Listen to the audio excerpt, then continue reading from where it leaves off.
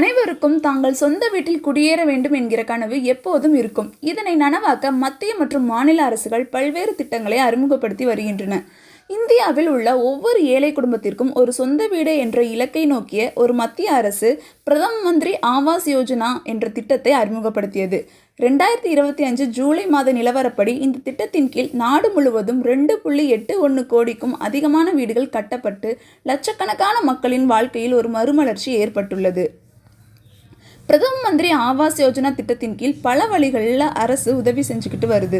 பிரதம மந்திரி ஆவாஸ் யோஜனா திட்டத்தின் கீழ் சமவெளி பகுதிகளில் வீடு கட்ட ரூபாய் 1,20,000 மற்றும் மலைப்பாங்கான அல்லது கடினமான பகுதிகளில் வீடு கட்ட ரூபாய் 1,30,000 வரை நிதி உதவி வழங்கப்பட்டு வருகிறது. வீட்டுக்கான நிதி உதவியுடன் மகாத்மா காந்தி தேசிய ஊரக வேலை உறுதி திட்டத்தின் கீழ் 90 முதல் 95 நாட்கள் வரை வேலைவாய்ப்பும் வழங்கப்படுகிறது.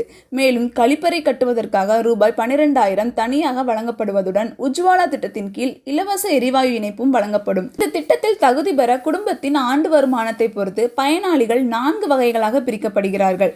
தகுதியுள்ள மக்கள் அதிகாரப்பூர்வ இணையதளங்கள் மூலம் விண்ணப்பித்து தங்கள் பெயர்கள் பயனாளிகள் பட்டியலில் உள்ளதா என்பதை சரிபார்த்து கொள்ளலாம். இந்த திட்டம் கோடிக்கணக்கான இந்தியர்களின் சொந்த வீடு கனவை நனவாக்கி அவர்களின் சமூக பொருளாதார நிலையை உயர்த்துவதில் ஒரு முக்கிய பங்காற்றி வருகிறது.